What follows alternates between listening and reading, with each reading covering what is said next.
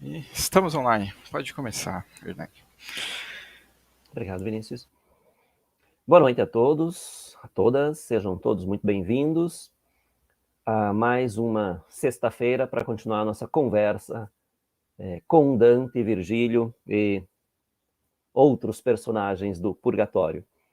Nós estamos chegando hoje no canto 18, mas antes de efetivamente começar a apresentar um pouco o tema do canto 18, eu gostaria de fazer uma revisão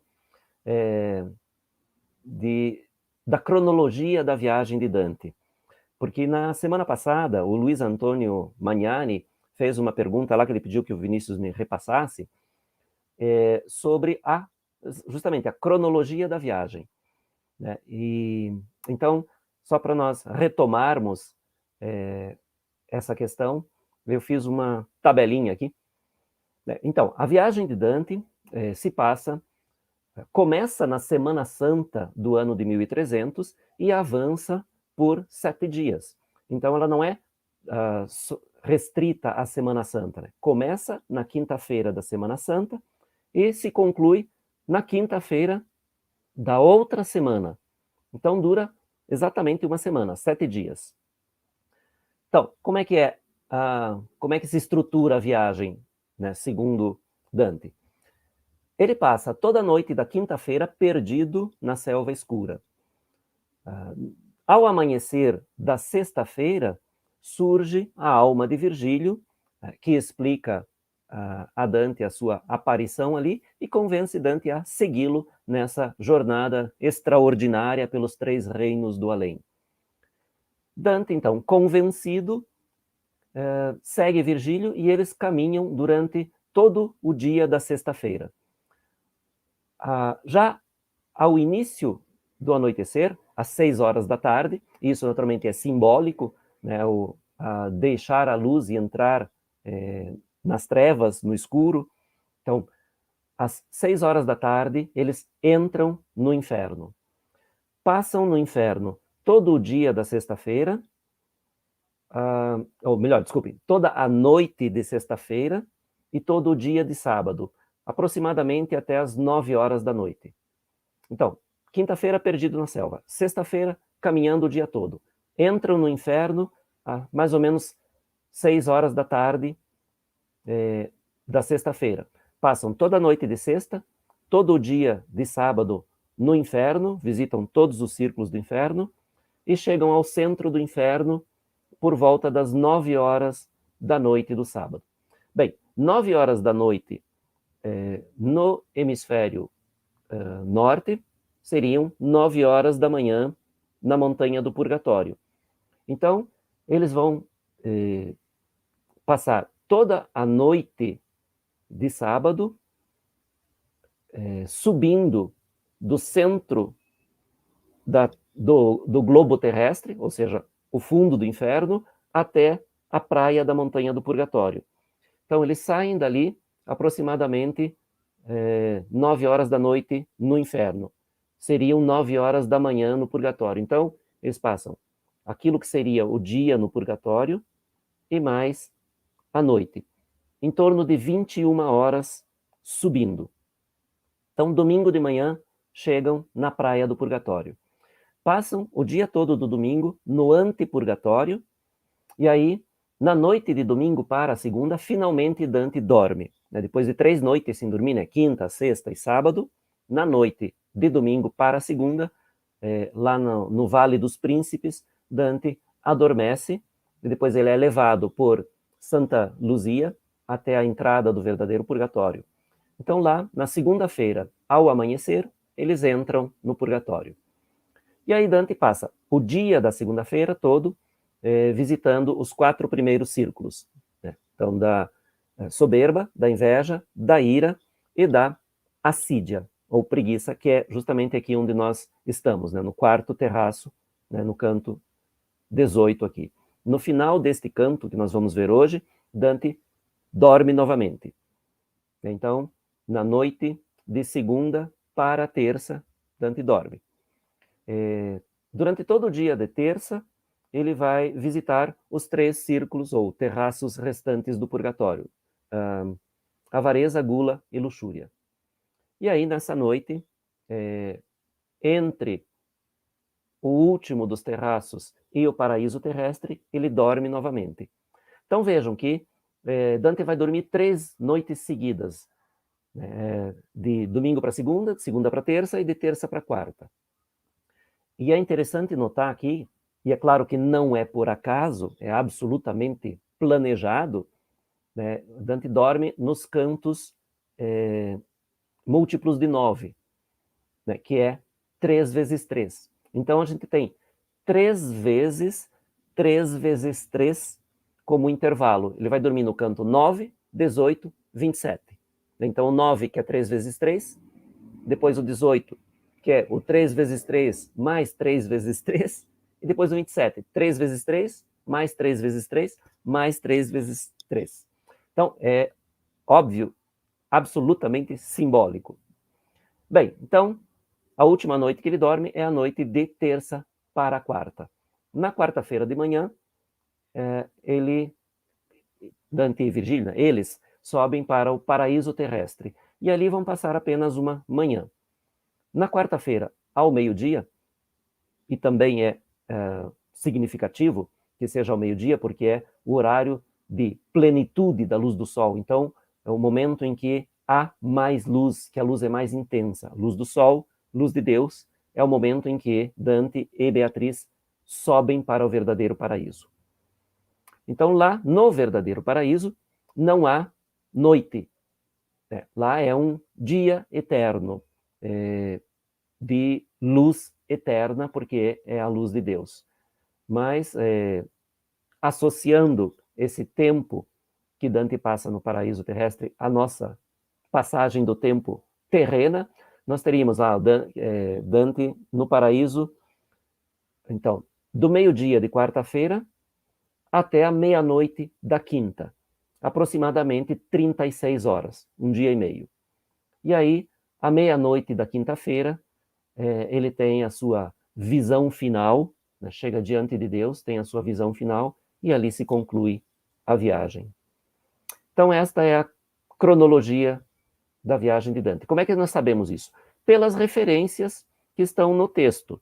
Né? Dante está sempre referenciando o seu percurso em função do movimento do Sol ou da Lua, e quase sempre indica também as horas, quantas horas passaram, quanto tempo passou, não diretamente, né, sempre, quase sempre indiretamente, enfim, sempre em função do movimento da Lua ou do Sol. Esta é, então, a cronologia da viagem de Dante, desde a quinta-feira da Semana Santa, em que ele está perdido na selva escura, até a meia-noite da quinta-feira da semana seguinte. Bem, é isso. Chegando, então, no canto 18, nós temos aqui a tendência pecaminosa que é purificada, que é purgada pelas almas, a assídia, que nós chamamos comumente de preguiça. A assídia tem uma... Em português também, né, existe a palavra assídia e a variante assédia. Né? Tem essa ideia da preguiça, mas ela é um pouco mais ampla do que simplesmente a preguiça física. Inclui a preguiça física, mas é também uma preguiça mental, preguiça espiritual. Né? Então, é o termo em latim, né, que é usado como se fosse como se fosse, não, é usado de uma maneira um pouco mais ampla. Aqui nós temos a representação do Cesare Ripa, né, a Tíria, de 1625. Então, nós temos aqui a representação da Assídia como uma mulher velha, feia, mal vestida, sentada, relaxada ali com um peixe na mão. Bom, o que significa tudo isso? Bom, primeiro, é o próprio desenhista que explica num texto por que ele fez imaginou a sua representação da Assídia assim. Ele diz, bom, é uma velha porque, em geral, as pessoas mais velhas têm um pouco menos de energia. Então, isso embora não seja necessariamente preguiça, mas dá para associar com a falta de energia. Então, ela é velha. Ela está mal vestida, porque os preguiçosos não se dão ao trabalho do esforço, das conquistas, enfim, para ter bens materiais e, portanto, como resultado, está mal vestida. Está descalça pelo mesmo motivo. Está suja, porque a preguiça também leva ao descuido da própria aparência. Tem um peixe na mão. E isso é muito interessante, porque o Cesare Ripa escolhe esse peixe que se chama peixe torpedo, que é um peixe que, para caçar, aplica descargas elétricas nas suas presas. Então, a ideia que os antigos tinham é que claro, uma ideia traduzindo simbolicamente o fato de que ele aplicava uma descarga elétrica nas suas presas, nas suas vítimas, e elas ficavam paralisadas. Então, traduziam esta realidade numa imagem simbólica de que este peixe causava preguiça, né, que é muito interessante. Né? Ele paralisava suas presas com descargas elétricas. Então, por isso, ela tem esse peixe na mão. E ela tem uma faixa na mão esquerda ali, em que está escrito Torpet Iners, né, que é latim, traduzindo livremente, mas bem livremente, é algo como o preguiçoso se anula, né, que é algo filosoficamente real, verdadeiro. Né? O preguiçoso se anula, porque pode ter todas as potencialidades, mas se não as coloca em uso, acaba se anulando. Então aqui é uma representação muito interessante, né, do Cesare Ripa. Bem, então, o que nós temos neste canto como temática? Como vocês devem lembrar, no canto anterior, Virgílio havia explicado a Dante a teoria do amor, o amor que é o motor, o movente de toda a ação humana, e Virgílio explica para Dante lá que o amor é fonte de todas as virtudes e também de todos os vícios ou de todos os pecados. Dante não entende muito bem como é que o amor pode ser fonte de pecado. E aí ele pergunta para Virgílio, e Virgílio vai fazer todo um discurso aqui, explicando sobre o amor, no qual ele vai incluir o livre-arbítrio e a filosofia moral. Então, esse discurso do Virgílio sobre o amor completa aquele discurso que o Marco Lombardo havia feito sobre o livre-arbítrio. Virgílio vai dizer que o amor também é uma força natural, uma força espontânea de todas as criaturas, e especialmente no ser humano, é uma força que molda e move o ser humano a realizar tudo o que busca, tudo o que deseja, tudo o que pode. Mas o amor não é uma força invencível, irresistível. Pode e deve ser controlado pela razão. Então, esse é o discurso que nós vamos ver depois no detalhe, logo após a leitura. Um outro elemento que suscita também ainda uma certa perplexidade dos dantistas, e não só dos dantistas modernos, mas desde sempre, é o pequeno espaço dedicado por Dante à descrição deste círculo, deste terraço da assídia, e a apresentação do personagem, do pecado, das condições, enfim, de tudo que gira em torno a este pecado da assídia. Porque parece que Dante, que era bastante ativo, para não dizer hiperativo, né, e pela produção de Dante, nós entendemos que Dante era bastante ativo, e ele não deveria estar sujeito a este pecado da preguiça, da assídia. Então, aparentemente, ele não dá muita importância a esse pecado. Ou talvez também porque não... justamente porque os preguiçosos não realizam muito, não produzem muito, talvez não tivesse muito a ser dito, muitos personagens tão importantes que fossem lembrados como preguiçosos. Quer dizer, ser preguiçoso não é um grande feito, então não são recordados tantos preguiçosos, a não ser em certos casos muito específicos. Então, talvez por esse motivo também. Mas o fato é que Dante realiza toda a sua descrição da situação geral, do ambiente, do personagem que ele encontra, da conversa que ele tem com esse personagem, os exemplos da assídia punida e da solicitude, que é a virtude contrária, exaltada, tudo isso em 51 versos. Né? São apenas 17 tercetos. Né? Ao passo que, para todos os outros pecados, ele vai dedicar, às vezes, 2, 3 cantos. Se vocês prestarem atenção, forem rever, nós acabamos de sair do terraço da ira. São 3 cantos. Né? Mais de 400 versos. Não, naturalmente, não são todos esses 400 versos dedicados especificamente ao pecado da ira, mas Dante permanece no terraço da ira nestes 3 cantos. Então, são mais de 400 versos, 3 cantos, e aqui nós temos 1/3 de um canto, 51 versos. Então, é muito pouco. Mas, enfim, eu deixo a vocês um pouco de reflexão sobre o porquê disso, além, né, desta impressão, né, de que muitos dantistas têm e que eu compartilho, né, que Dante não era nem preguiçoso e nem via como interessante tratar de preguiçosos ao longo da história. Bem, nós vamos ver então, depois no detalhe, como Dante articula estas questões, né, do discurso de Virgílio sobre o amor e depois, mais especificamente, a descrição da assídia. Então, vamos à leitura do canto. Pauletta, por favor. Sì. Posto avea fine al suo ragionamento l'alto dottore e attento guardava nella mia vista s'io parea contento.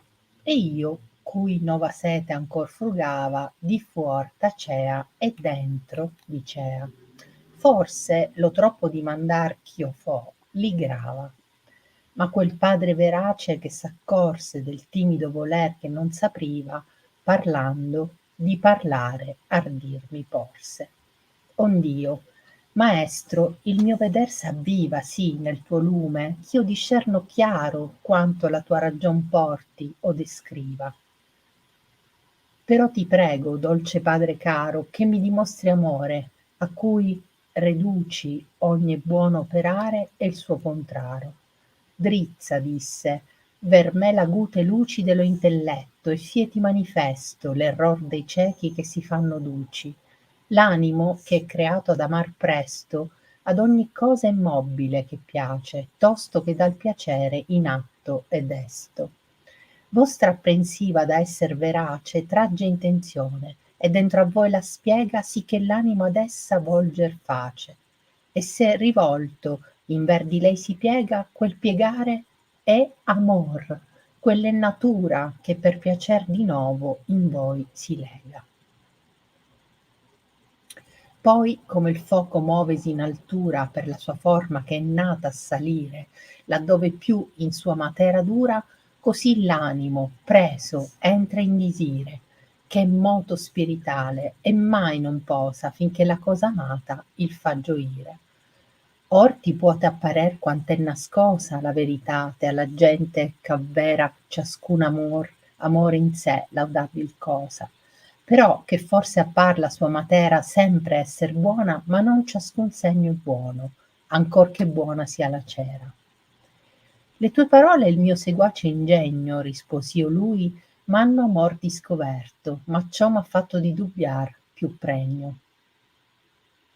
Che s'amore è di fuori a noi offerto e l'anima non va con altro piede, se dritta o torta va, non è suo merto. Ed egli a me, quanto ragion qui vede, dirti possio, da indi in là t'aspetta pura Beatrice che opra di fede. Ogni forma sustanzial che setta è da matera ed è con lei unita, specifica vertute ha in sé colletta, la qual senza operar non è sentita, né si dimostra mai che per effetto, come per ver di fronde in pianta vita. Però, là onde vegna lo intelletto delle prime notizie, homo non sape, e dei primi appetibili l'affetto, che solo in voi, sì come studio inape di farlo mele, e questa prima voglia, merto di lode o di biasmo, non cape. Or perché a questa ogni altra si raccoglia, innata v'è la virtù che consiglia, e dell'assenso detener la soglia. Questo è il principio la onde si piglia ragion di meritare in voi, secondo che buoni e rei amori accoglie e viglia. Color che ragionando andaro al fondo s'accorser d'esta innata libertate, però moralità lasciaro al mondo. Onde poniam che di necessitate surga ogni amor che dentro a voi s'accende, di ritenerlo è in voi la podestate. La nobile virtù Beatrice intende per lo libero arbitrio, e però guarda che l'abbi a mente se a parlar te imprende. La luna, quasi a mezzanotte tarda, facea le stelle a noi parer più rade, fatta come un secchion che tutto rarda, e correa contro il ciel per quelle strade che il sole infiamma, allor che quel da Roma, tra sarti e corsi, il vede quando cade. E quell'ombra gentil per cui si noma Pietola più che villa mantuana, del mio carcar di posta avea la soma, perch'io, che la ragione aperta e piana sovra le mie quistioni avea ricolta, stava com'om che sonnolento vana. Ma questa sonnolenza mi fu tolta subitamente da gente che dopo le nostre spalle a noi era già volta, e quale Ismeno già vide e Asopo lungo di sé di notte furia e calca, pur che i Teban di Bacco avesser uopo, cotal per quel giron suo passo falca, per quel ch'io vidi di color, venendo, cui buon volere e giusto amor cavalca. Tosto fur sovra noi, perché correndo si movea tutta quella turba magna, e due dinanzi gridavan piangendo: Maria corse con fretta alla montagna, e Cesare per soggiogare l'erda punse Marsilia, e poi corse in Ispagna. Ratto, ratto, che il tempo non si perda per poco amor, gridavan gli altri appresso, che studio di ben far grazia rinverda. O gente in cui fervore aguto adesso ricompie forse negligenza, indugio da voi per tepidezza in ben far messo. Questi che vive, e certo io non vi buggio, vuole andar su pur che il sol ne riluca. Però ne dite ond'è presso il pertugio. Parole furon queste del mio duca. E un di quelli spirti disse: Vieni di retro a noi e troverai la buca. Noi siam di voglia a muoverci sì pieni che restar non potem, però perdona se villania nostra giustizia tieni. Io fui abate in San Zeno a Verona, sotto lo imperio del buon Barbarossa, di cui dolente ancor Milan ragiona, e tale ha già l'un piè dentro la fossa, che tosto piangerà quel monastero, e tristo fia d'avere avuta possa, perché suo figlio, mal del corpo intero, e della mente peggio, e che mal nacque, ha posto in loco di suo pastor vero. Io non so se più disse o se si tacque, tant'era già di là da noi trascorso, ma questo intesi e ritener mi piacque. E quei che m'era d'ogni uopo soccorso disse: Volgiti qua, vedine due venir dando all'accidia di morso. Di retro a tutti dicean: prima fue morta la gente a cui il mar s'aperse, che vedesse l'ordan le rede sue, e quella che l'affanno non sofferse, fino alla fine col figlio d'Anchise se stessa a vita senza gloria offerse. Poi, quando fuor da noi tanto divise quell'ombre, che veder più non potiersi, novo pensiero dentro a me si mise, del qual più altri nacquero e diversi. E tanto d'uno in altro vaneggiai, che gli occhi per vaghezza ricopersi, e il pensamento in sogno trasmutai. Ok, muito bem, muito obrigado, Pauleta. Bem, então, depois desta bela leitura, para passarmos a uma conversa sobre o canto, vamos abrir com mais um desenho e uma pintura. A gente tem aqui a Pigritia, do Jacques Callot, que fez uma série de representações, né, sobre os pecados capitais. Nós já vimos alguns, né, esse aqui, então, da preguiça. E aqui tem uma outra representação, né, na série de aquarelas que o Salvador Dalí fez nos anos 60 para ilustrar a Divina Comédia, e temos característico estilo do Salvador Dalí, um pouco mais difícil de interpretar, né? Mas enfim, esta é a aquarela relativa ao canto 18. Mesmo que de difícil interpretação, eu gosto muito mesmo. Acho muito bonita. Bem, vamos lá então. Dante começa então associando este canto, né, ou o início deste canto, ligando ao final do canto anterior, né, quando ele diz: chegado tinha ao fim de seu raciocínio o autodoutor. Então, como já comentei, né, vocês devem lembrar, no canto passado, Virgílio havia comentado, ou havia explicado a Dante sobre a teoria do amor e como o amor pode ser fonte de todas as virtudes e todos os pecados. Então, Dante aqui continua. Este é um canto, é um momento, né, em que nós temos dois cantos que tratam mais ou menos da mesma coisa. Então ele diz: Virgílio havia chegado ao fim do seu raciocínio, e atento observava na minha aparência se eu parecia contente. E eu, que nova sede ainda fustigava, por fora calava e dentro dizia: talvez o demasiado perguntar que eu faço o agrave. Bem, então Dante naturalmente também, Dante personagem oscila bastante, né, com relação a esse comportamento. Muitas vezes ele se preocupa com a reação que Virgílio vai ter diante de suas perguntas, e outras vezes faz perguntas bastante ingênuas, para não dizer outra coisa, e às vezes perguntas bastante capciosas, né, então agressivas até em relação ao próprio Virgílio, às vezes.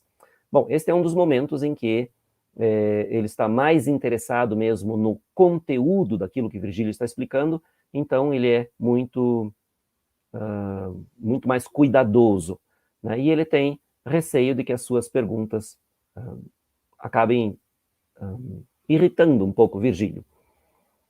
Mas Virgílio, com toda a sua sensibilidade e sempre muito atento às reações, né, olhava diretamente para Dante para tentar entender se ele realmente havia, primeiro, entendido e se estava satisfeito com a resposta ou se ele vai ter que continuar o discurso, né? Então, aquele pai veraz que se deu conta do tímido querer que não se abria falando, de falar coragem me impôs. Então, Virgílio, percebendo que Dante ainda tinha dúvidas, instiga-o a continuar, a perguntar. Pelo que, mestre, o meu ver se aviva tanto no teu lume, que eu entendo claro o que a tua razão comenta ou descreve. Porém te peço, doce pai caro. Então vejam, toda vez que Dante realmente deseja algo de Virgílio, né, ele recorre a estes adjetivos, substantivos e adjetivos que indicam o seu afeto e o seu respeito, né? Desta vez, doce pai caro, peço que me expliques o amor a que reduzes todo bom operário o seu contrário. Então, me expliques o amor. Claro, aqui ele está se referindo exatamente a este conceito que Virgílio utiliza na sua explicação no canto anterior, né, e que pode ter várias interpretações possíveis, né? O amor, né, quando nós dizemos o amor, isso pode ser interpretado de N maneiras. Então, Dante aqui pede que Virgílio seja um pouco mais preciso, mais específico. Tá? Que amor é esse? Como se deve entender esse amor? E, naturalmente, como é que o amor pode ser causa de pecado? Bem, Virgílio então vai dizer: dirige a mim as agudas luzes do intelecto e te será manifesto o erro dos cegos que se querem guias. Bem, então, aqui há algumas coisas interessantes nessa resposta de Virgílio, né? Primeiro, parece ser um pouquinho irônico, né? Quando ele diz, dirige a mim as agudas luzes do intelecto. Talvez querendo dizer que estas luzes do intelecto de Dante não parecem ser tão agudas assim. Ele explicou muito bem, e Dante parece que não entendeu como deveria. Mas pede novamente atenção, né? Atenção, foco, concentração de Dante. E ele diz, então, se você prestar bem atenção no que eu vou explicar, você vai entender qual é o erro daqueles cegos que se pretendem guias. Então, dos maus guias, né? Então, falando dos maus guias, é um alerta que Virgílio está dando sobre a facilidade com que muitos filósofos ou pseudo-filósofos tentavam reduzir a complexidade de certos raciocínios, de certos conceitos ou de certas abstrações. Então, é um alerta também de Dante para todos os seus leitores, né, dizendo, não confiem em todos os filósofos, entre aspas, em todos aqueles que se pretendem guias. E é claro que aqui é meio natural, né, nós associarmos este breve discurso de Virgílio àquilo que diz São Mateus no seu Evangelho, né, quando ele diz, né, falando dos cegos conduzindo cegos, qual é o final dessa história? Ambos cairão na cova. Então isso está lá no Evangelho de Mateus. E aqui Virgílio comenta este perigo, então, daqueles que se pretendem guias, mas que não têm as condições necessárias. Então, a importância de ter um bom guia. E aí ele começa a explicação efetiva. Vamos por passos, então, né, junto com Virgílio, num procedimento bem escolástico. O ânimo, então, ânimo para Dante explica isso no Convívio. Ânimo é vontade e intelecto. Então, vontade e intelecto, que são faculdades que participam da alma racional. Então, quando ele diz o ânimo que é criado a amar disposto, ele está dizendo a alma é criada disposta, né, predisposta ao amor, predisposta a amar. É natural, é espontâneo na alma. Então, o ânimo que é criado a amar predisposto, a todas as coisas que o agradam se move, logo que pelo prazer em ato é despertado. Bem, então, tudo aquilo que parece agradável, que parece ser fonte de prazer, põe em movimento todo o aparato emotivo, psíquico, psicológico, intelectual, enfim, aquilo que desperta prazer exige ação, põe em movimento. E aqui esse movimento é um movimento global, é movimento físico, sim, de buscar a coisa amada, que pode ser pessoa ou outra coisa, né? Enfim, a coisa amada exige o movimento do ser amante, ele vai atrás da coisa amada. Então é um movimento físico, é um movimento afetivo, emotivo, racional, intelectual, espiritual. Então é um move-se muito amplo, muito intenso. Bem, vossa faculdade apreensiva de ser verdadeiro extrai uma imagem e dentro a vós a desdobra de modo que o ânimo a ela faz se voltar. Bem, então o que ele quer dizer aqui com vossa faculdade apreensiva? A inteligência que recebe os elementos captados pelos sentidos. Então, os sentidos, principal dos quais a visão, extrai uma imagem da coisa real. Seja essa coisa material, um objeto, seja uma pessoa. Então, os sentidos extraem uma imagem da coisa real. Essa imagem é elaborada na mente, e se essa imagem é interessante, se ela agrada, atrai o ânimo, atrai a vontade, atrai o intelecto. E é essa atração que Virgílio diz que é amor. Então vamos ler os 2 tercetos aqui inteiros, né? Ele diz: vossa faculdade apreensiva de ser verdadeiro extrai uma imagem, e dentro de vós a desdobra, de modo que o ânimo a ela faz-se voltar. E se, voltando-se, a ela se inclina, esse inclinar-se é amor. E é a natureza que, por prazer, de novo em vós se liga. Então, o que ele diz é, nós, o ser humano, né, nós olhamos algo que atrai, que interessa, que pode ser uma pessoa ou uma coisa. Formamos na nossa mente uma imagem dessa coisa ou pessoa.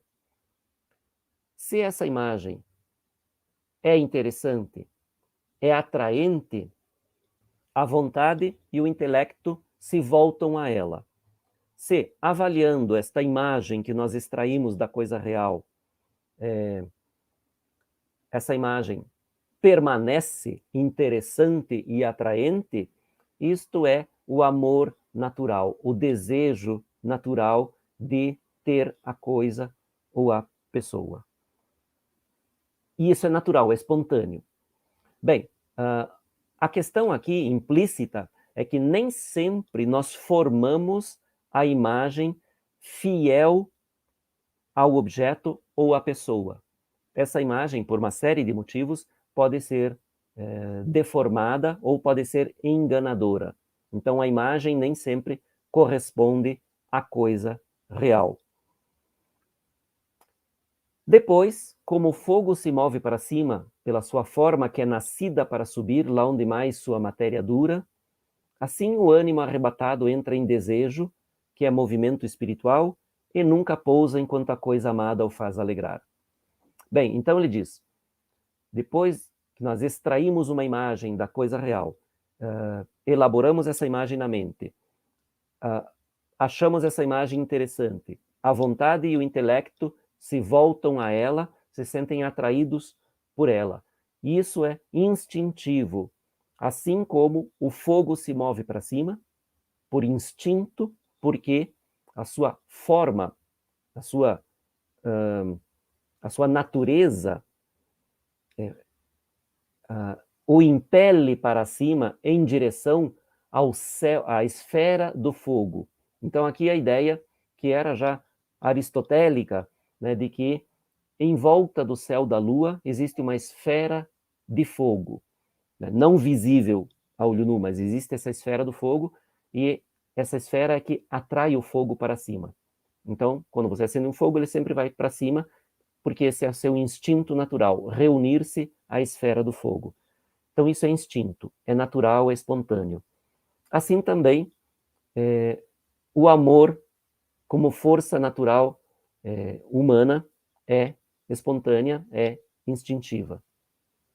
Bem, então é por isso que, ele diz ali, o ânimo, vontade e intelecto entra em desejo. E daí aqui é exatamente aquela ideia, né, de que o Jung vai elaborar séculos mais tarde, né, o psicanalista Jung vai dizer, o desejo nasce da falta. Né? Só se deseja aquilo que falta. Então o desejo nasce da falta. E para Dante, essa falta e essa necessidade que se cria por causa da falta se resolve em movimento em direção à coisa desejada.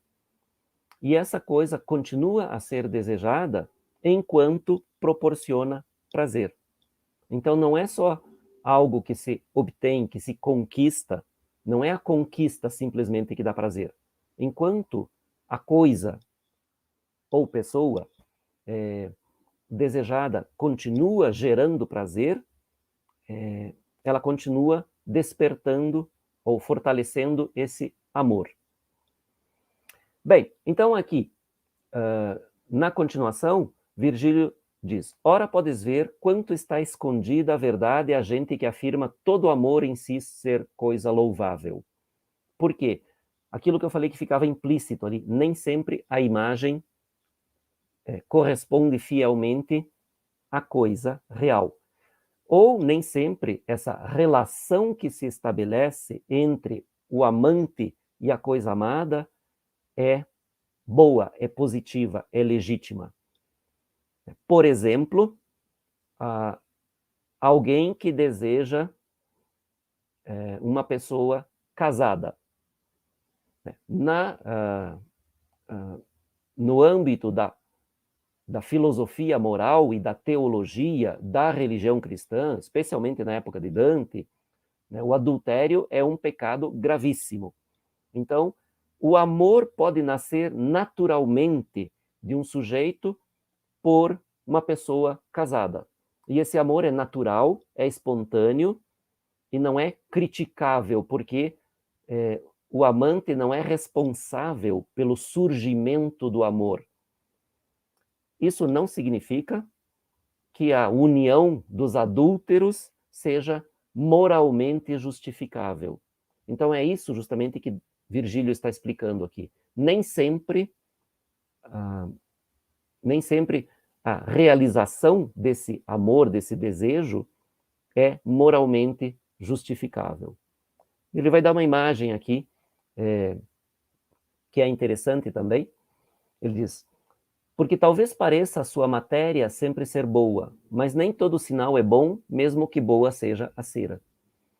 Bem, então aqui, claro, eles estão falando da cera com que se lacravam documentos, envelopes. Né? Era a cera com um sinete que tinha normalmente o brasão, né, da família, ou enfim, daquele que selava, que carimbava a cera quente, que servia como lacre. Então, o que ele está dizendo aqui é, mesmo que a cera seja de muito boa qualidade, nem toda marca que se faz nela será boa. Se o sinete, que é o que carimba ali, né? Se o sinete for defeituoso, a marca será torta, será mal feita.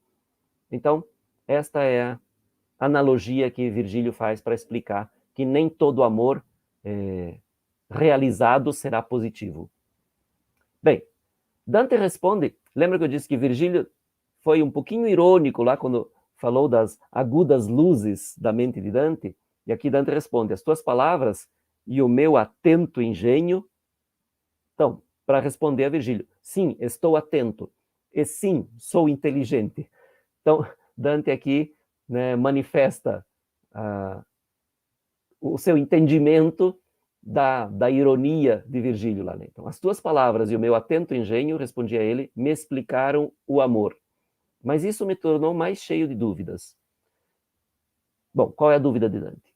Que se de fora o amor nos é oferecido, então, de fora no sentido de que não é uma decisão do sujeito que se interessa, que se apaixona, que deseja, que ama algo, não é uma decisão consciente. Então, acontece, é natural. Por isso ele diz de fora. Se de fora o amor nos é oferecido e a alma não vai com outro pé, então a alma naturalmente tende a amar. É espontânea, natural. A alma tende a amar. E as coisas que despertam interesse são externas. Então, como se explica que o amor é causa desse pecado, se não depende do sujeito? E aqui é claro que Dante está bancando o ingênuo. Né? Dante está dizendo, então, nós não temos responsabilidade se nós amamos algo ilegítimo ou algo que não é moralmente aceitável. Por quê? Porque não depende de nós não escolhemos amar, esse sentimento nasce espontaneamente sem que nós tenhamos controle sobre isso. E nós amamos coisas que se apresentam aos nossos sentidos. Não somos nós que criamos as coisas que amamos ou que inventamos. Elas aparecem, surgem e a nossa alma se inclina em direção a elas. A nossa vontade e o nosso intelecto se inclinam em direção a elas. Então, qual é a nossa culpa? É isso que ele está questionando. Bom, e aí Virgílio vai dizer, Quanto à razão aqui vê, posso te dizer. Daqui para frente te espera, então, Beatriz, que é tema de fé. Então, Virgílio está dizendo, eu posso explicar aquilo que a razão pode explicar. O que está além da razão, somente a teologia pode explicar, somente a fé pode explicar. E depois, Dante vai conversar sobre isso com Beatriz. Então, Virgílio vai explicar aqui essa dúvida de Dante, né? Como o amor pode ser fonte de pecado, se não depende do ser amante e nem da coisa amada. A explicação de Virgílio começa assim, então. Toda forma substancial é a alma racional, que separada é da matéria e é com ela unida. Bem, então, como assim é separada e unida? O que Virgílio está dizendo aqui é a alma é separada do corpo, no sentido de que tem substância própria, tem existência própria. A alma não depende do corpo. Então, por isso, ela é separada. Mas, durante a vida do corpo, ela está unida com o corpo. Então, é isso que ele está dizendo ali, né? Toda alma, ou seja, toda forma substancial que separada é da matéria e é com ela unida, específica virtude tem em si recolhida, a qual sem operar não é sentida, nem se demonstra senão pelo efeito, como por verdes frondas na planta a vida. Bem, então, a alma racional, toda alma racional tem a sua virtude, que é a capacidade de conhecer, de pensar, de querer, de refletir, de raciocinar, que só se mostra pelos seus efeitos, não é algo visível. Então, toda alma tem a sua racionalidade. Por isso, de onde vem o intelecto das primeiras notícias, ninguém sabe, e dos primeiros apetites, o afeto, que há só em vós, assim como saber em abelha de fazer o mel. E a esta primeira vontade, mérito de louvor ou de crítica não cabe. Bem, então, o que Virgílio está dizendo para Dante é assim, as primeiras noções, os primeiros conhecimentos da alma, não se sabe de onde vem. Não, nós, seres humanos, nem os filósofos, nem os teólogos, nem ninguém soube até agora explicar de onde surgem as primeiras noções do ser humano, nem as primeiras vontades, os primeiros desejos. Não se sabe o motivo, não se sabe de onde nem por que surgem. E a estas primeiras vontades, e estas primeiras noções, ele diz ali, não cabe julgamento. Esta primeira vontade, mérito de louvor ou de crítica não cabe. Então, não se pode nem elogiar, nem recriminar os desejos, as vontades, as noções que surgem espontaneamente. Por quê? Porque não é uma decisão do sujeito. Eu não decido que eu vou me apaixonar por uma determinada pessoa, eu não decido que eu vou gostar de uma determinada coisa. Isto surge naturalmente. Então, a princípio, isso não é passível de julgamento. Não há mérito nem culpa. Ora, embora a toda essa outra se associe, inata em vós é a virtude que delibera, e de consentir deve ter a palavra. Bem, então aqui Virgílio está definindo realmente a questão, né? Ele diz, esta primeira vontade não é passível de julgamento, mas quando ela se fortalece, ou a ela outra se associa, toda a alma racional tem a virtude que delibera. Assim ele define ali no penúltimo verso. Toda alma tem inata, ou seja, intrínseca, nasce junto com a alma, a virtude que delibera. O que é a virtude que delibera? A razão. A razão. Que julga, que analisa e julga o fim a que tende esse impulso natural, esse amor. Então, a razão vai julgar, vai analisar, vai definir se esse impulso natural, esse amor, esse desejo, essa vontade é válido moralmente ou não. Então, se ele deve ser incentivado ou reprimido. É a razão que faz isso. E a razão é livre para decidir. Não sofre influência nem dos céus, como explicou Marco Lombardo lá no canto 16, né? A razão não sofre influências nem dos céus e nem nenhuma outra influência. A razão é perfeitamente livre para decidir. Este é o princípio de onde deriva a razão de merecer em vós, segundo bons e maus amores, acolhe e rejeita. Então, este é o princípio que define o merecimento de prêmio ou de castigo. Porque, resumindo, o que Virgílio diz é: não se pode julgar, não se pode atribuir culpa ou mérito ao amor que nasce espontaneamente, à vontade, ao desejo. Mas a razão deve verificar, deve fiscalizar se esse desejo, essa vontade, esse amor são moralmente justificáveis ou não. Se sim, a razão deve incentivar a realização desse amor, desse desejo.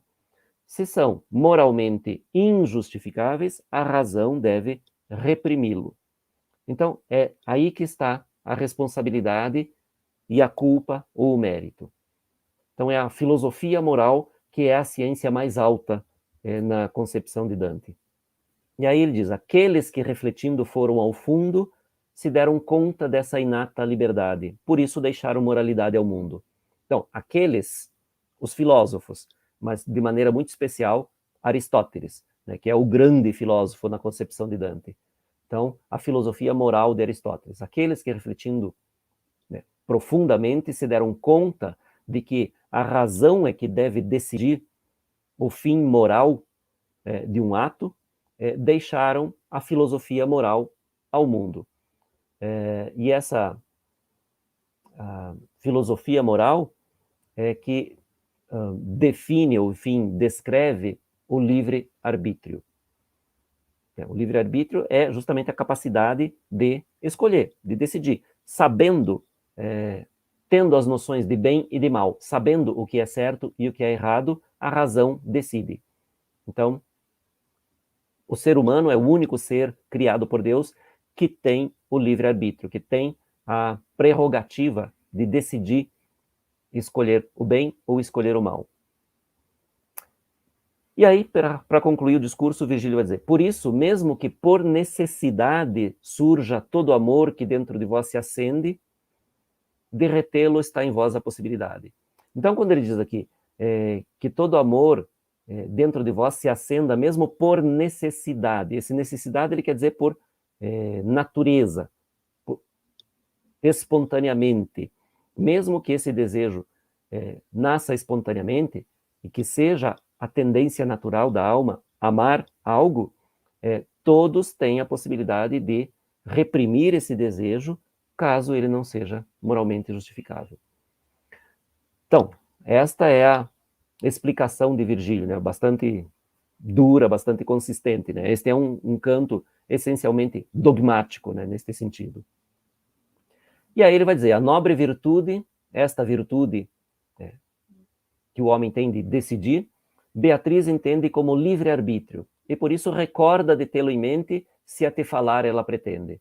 Então, Dante vai voltar a essa questão do livre-arbítrio, conversando com Beatriz, e Beatriz vai falar do livre-arbítrio lá no canto 5º do Paraíso. E aqui encerra, então, a explicação de Virgílio.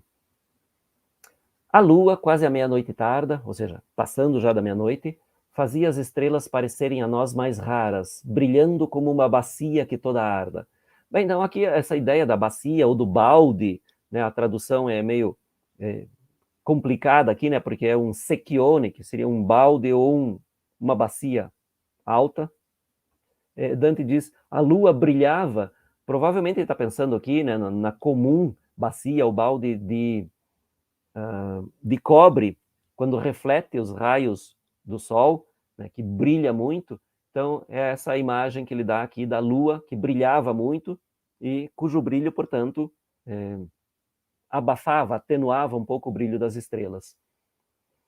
E corria contra o céu por aquelas estradas que o sol inflama, quando aqueles de Roma, entre sardos e corços, o veem quando cai. Então, essa imagem justamente do sol mais avermelhado, por isso todos os dantistas falam desta bacia, o balde de cobre mais avermelhado, porque a ideia que ele está dando aqui é que a lua parecia muito parecida com o sol quando está se pondo entre as ilhas da Córcega e da Sardenha para um observador que olhe de Roma. Então, o sol quase se pondo, quase frontalmente, né, o sol quase no horizonte, frontalmente atingindo os olhos do observador. E aquela sombra gentil pela qual se nomeia Piétole mais do que qualquer vila mantuana, do meu carregá-lo deposta tinha carga. Bem, do meu carregá-lo deposta tinha a carga. Então, o que ele está dizendo que é, Virgílio tinha deposto a carga de dúvidas de Dante. Dante tinha uma grande carga de dúvidas e Virgílio, dirimindo as dúvidas, depôs a carga que Dante carregava. E aí ele fala, a sombra gentil pela qual se nomeia Piétole mais do que qualquer outra vila mantuana. Bem, Piétole era o nome da pequena vila onde, segundo os historiadores, teria nascido Virgílio. Hoje, aquela pequena cidade se chama Andes, Andes, e é uma fração do município que se chama Borgo Virgílio, na província de Mantua. Bom, o que Dante está dizendo aqui? Aquela sombra gentil pela qual se fala mais de Piétole do que de qualquer outra vila da província de Mantua, porque, obviamente, o personagem mais ilustre de toda a história da província de Mantua é Virgílio. Então, por isso, Dante dizendo, né, Piétole se nomeia mais do que qualquer outra vila mantuana, qualquer outra vila da província de Mantua.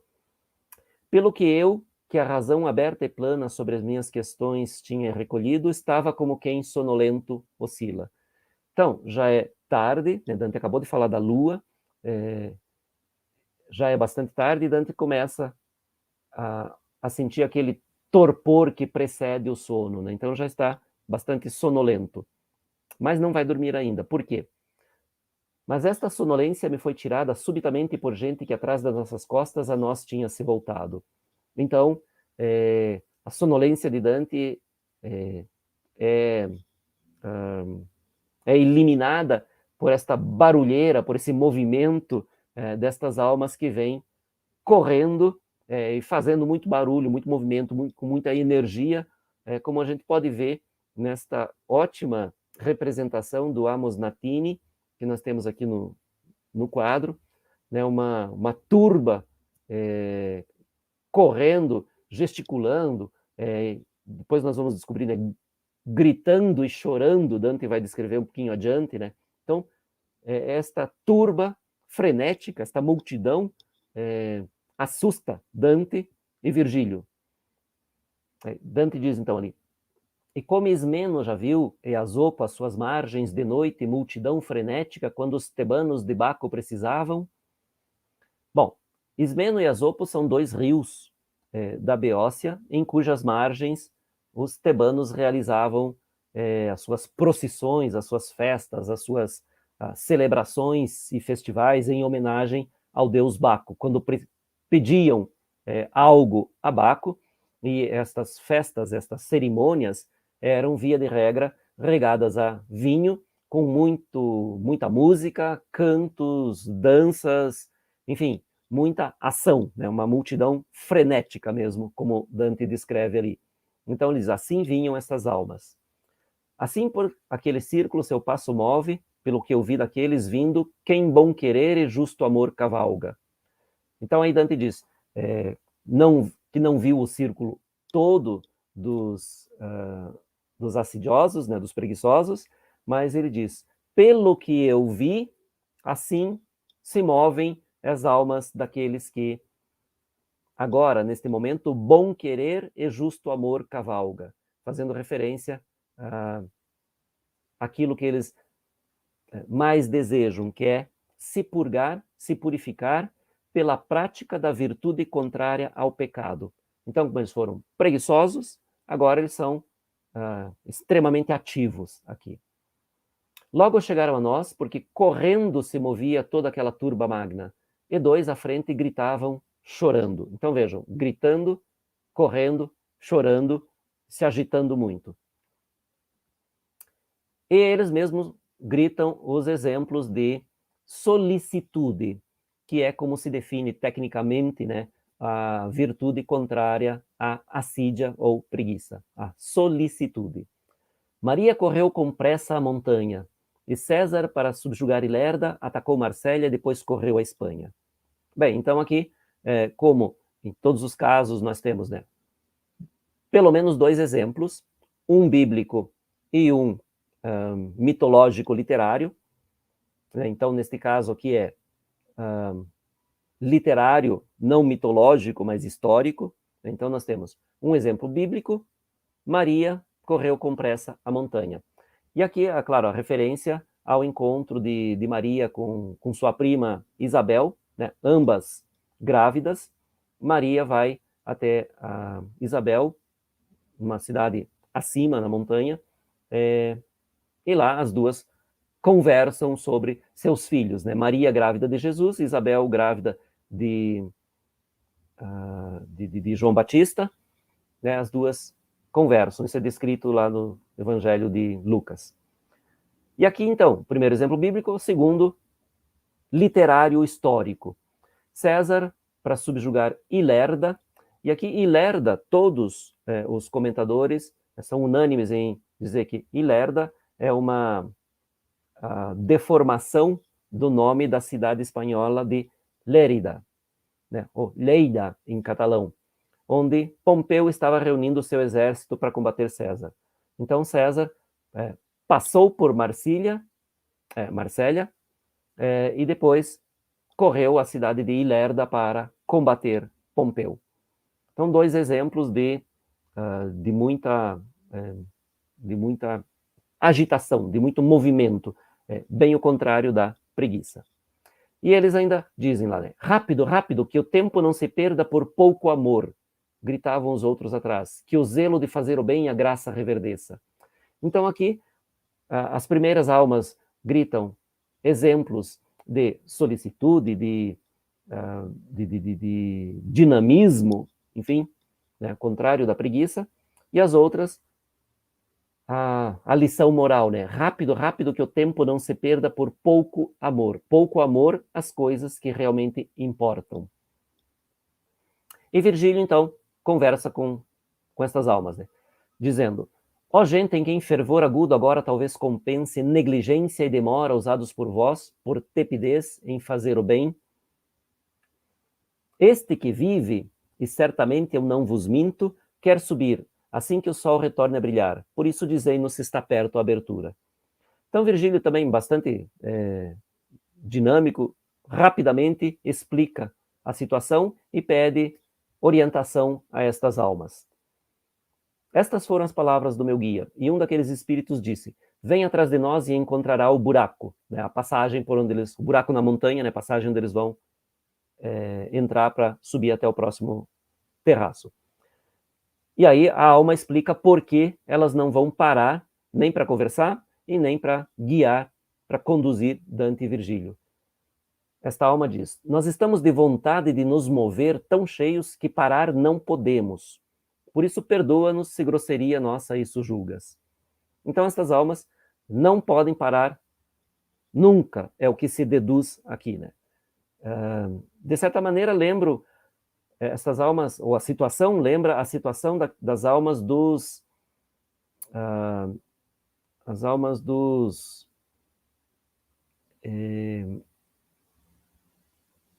dos homossexuais, lá no canto 15 e 16 do Inferno, né, quando Dante encontra no canto 15 o seu grande mestre, Brunetto Latini, a quem ele manifesta todo o seu respeito, afeto, admiração.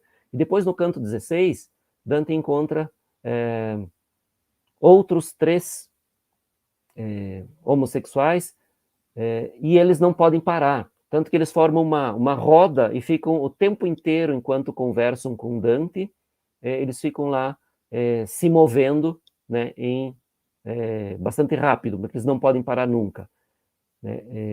Então aqui estas almas lembram, de certa maneira, aquelas lá que também não podiam parar. Bem, esta aqui pede desculpa a Virgílio, né? Por isso perdoa-nos se grosseria, né? Se isso pode parecer grosseria, o fato deles não poderem nem parar para conversar e nem acompanhar Dante e Virgílio. Mas ele explica, né? Não podem parar. E aí, rapidamente, ele fala dele mesmo. Quem foi, né? Eu fui abade em San Zeno, em Verona, sob o império do bom Barbarruiva, sobre quem dolente ainda Milão reflete. Bem, então aqui tem algumas coisas a comentar, né? Ele diz, eu fui abade em San Zeno. Né? Aqui a gente tem a Basílica de San Zeno, né, na cidade de Verona, tem ali a foto, né? E ele diz, fui abade em San Zeno, em Verona, sob o império do bom Barbarruiva. Barbarruiva era o imperador Frederico Barbarruiva, né, o primeiro da dinastia dos Hohenstaufen, que é o avô do Frederico II, depois vai ser o grande imperador, que vai ter a sua corte ali em Palermo, né, e morre em 1250, é aquele que Dante considera o último dos realmente grandes imperadores do Sacro Império Romano-Germânico. E aqui a gente tem o Frederico I, né, Barbarruiva, que destruiu a cidade de Milão no ano de 1162, porque Milão era a principal cidade que se opunha, vocês devem lembrar, né? A gente já comentou bastante, né? Essas cidades autônomas, uma espécie de polis, cidades autônomas da Itália, que tinham governos próprios, independentes, né? Eram ducados ou repúblicas ou senhorias, né? Enfim, neste momento ainda havia uma grande oposição destas cidades autônomas ao poder imperial. Então, Frederico Barbarruiva ataca Milão e, em 1162, destrói praticamente toda a cidade de Milão. Mas, apesar disso, Dante coloca isso aqui como um detalhe, né? Porque vejam o que ele diz ali, o império do bom Barbarruiva. Então, ele não critica o imperador pela destruição de Milão. Ele acha que o imperador fez o que deveria fazer, para mostrar quem é que manda. Porque Dante é amplamente, ou profundamente favorável a que todos os reinos, as cidades, os estados, enfim, se dobrem ao poder imperial, aceitem a autoridade do imperador. Por isso, ele diz ali, o bom Barbarruiva, e no verso seguinte, né, que destruiu Milão. Bem, mas enfim, a gente está falando aqui do abade Gherardo II, né, que é o abade da Basílica de San Zeno. Ele diz, e alguém já tem um pé dentro da cova, que logo chorará aquele monastério e triste será por ter tido ali poder, porque seu filho, mal do corpo inteiro e da mente pior, e que mal nasceu, colocou em lugar desse seu pastor verdadeiro. Bem, então aqui é uma crítica muito forte, muito até cruel de Dante, falando de um abade de San Zeno, contemporâneo a ele, Dante, né? Porque aqui a gente tem este abade de San Zeno sob o império do bom Barbarruiva.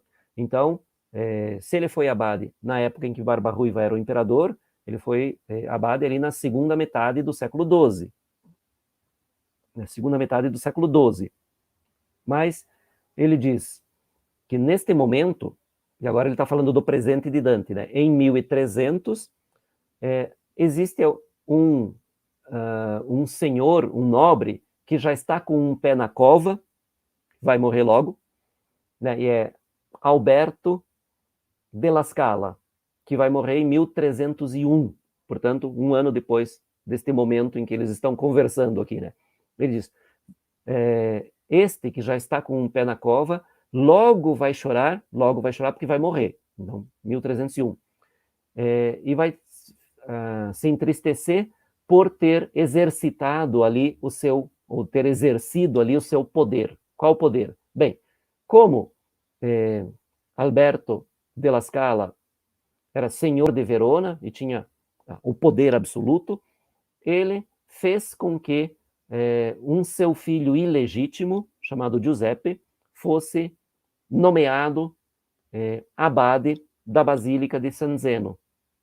E Dante, que não tinha muita simpatia nem pelo Alberto, nem por esse seu filho Giuseppe, critica violentamente a essa atitude do Alberto della Scala.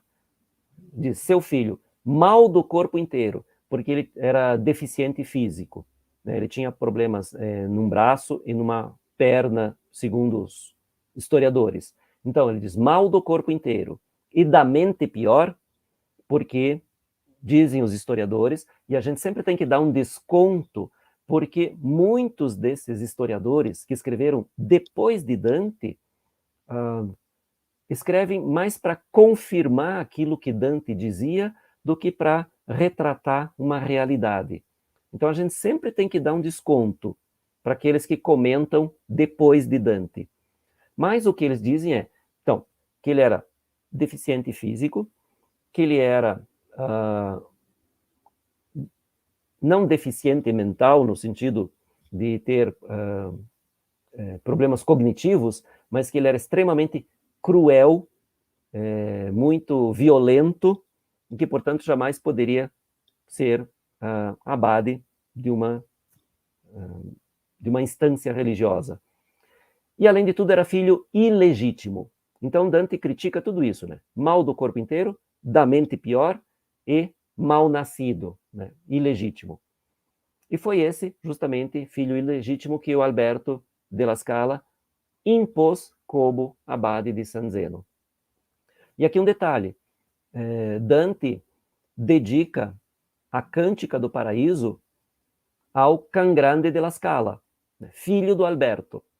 Então aqui parece um pouco incongruente, né, que Dante fale mal do Alberto della Scala e do irmão do Can Grande, embora fosse um filho ilegítimo, né, era irmão por parte de pai.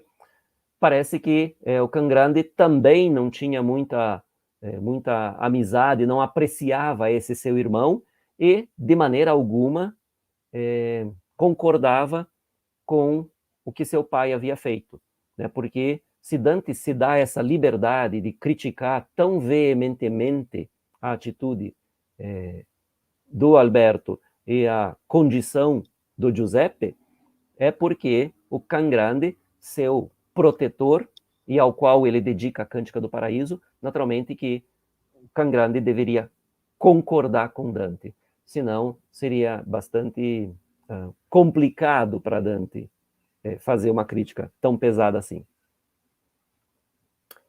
E aí ele diz, eu não sei se mais disse ou se ele se calou, tanto tinha já para lá de nós se afastado, mas isto entendi e reter me agradou. Então vejam, este final deste verso aqui, e reter me agradou, já deu muita matéria para os dantistas. O que Dante quer dizer com isso, reter me agradou?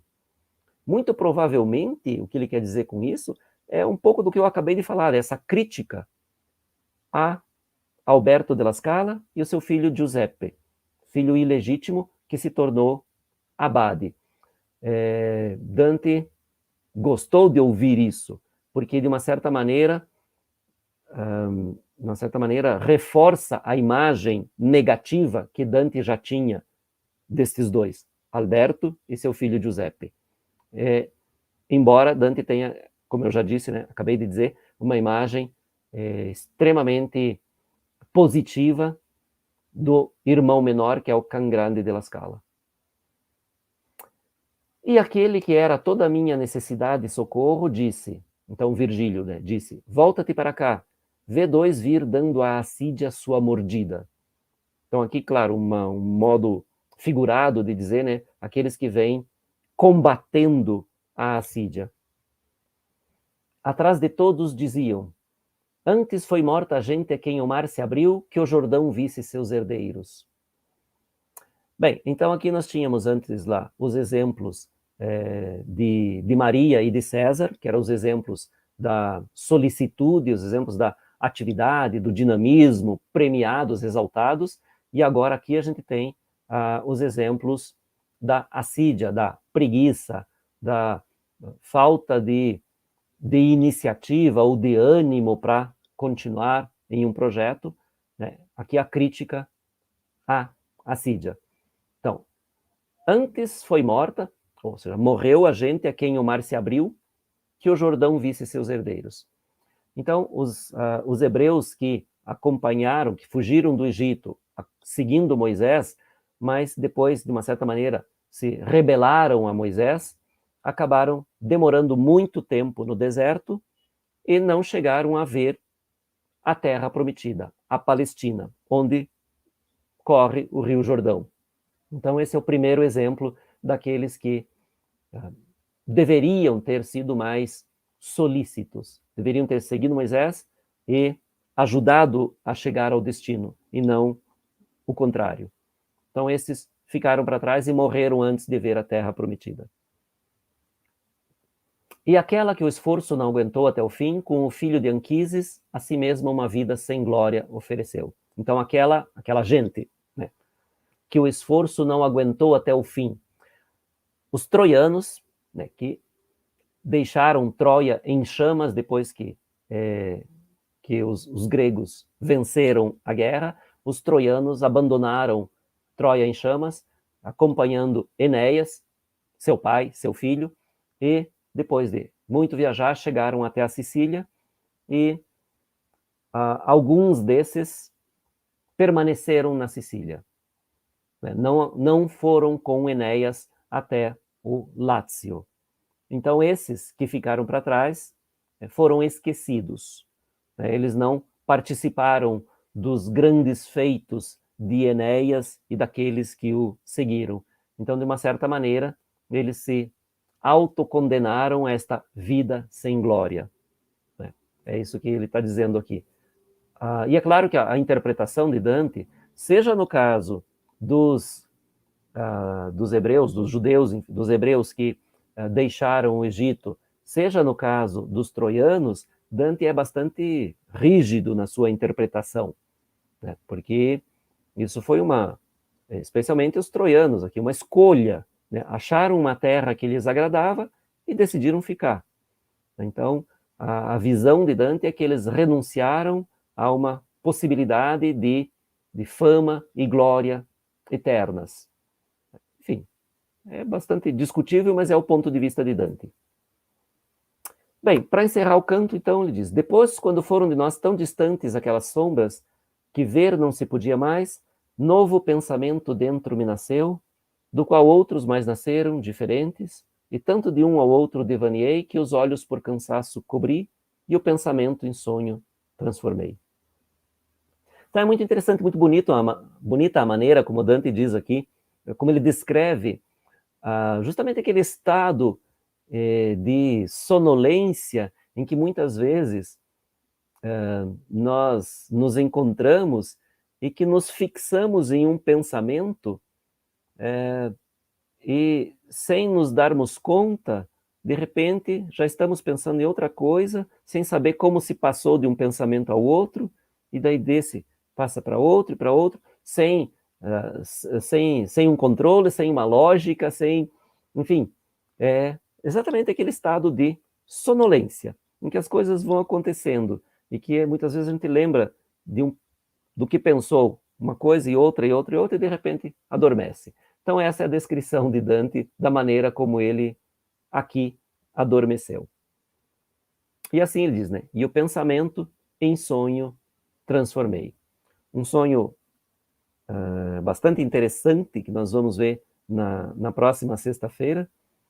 Nós vamos ver o que foi que Dante sonhou, né? Então, aqui nós chegamos ao fim deste canto, e com esta promessa de Dante, né, de um sonho interessante, uma sereia, mas uma sereia muito especial, né? Nós vamos ver na próxima semana qual é o sonho de Dante e qual é a interpretação desse sonho, né? Então, deixo vocês com esta perspectiva do sonho de Dante, buscando instigar a curiosidade daqueles que forem ler antes, né, para ver de que se trata. E na próxima semana nós vamos comentar, então, esse sonho de Dante. E vamos passar para um novo terraço, vamos chegar ao terraço da avareza.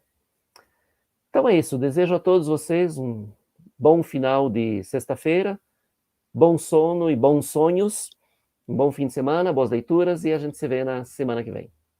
Tchau, tchau. Até lá.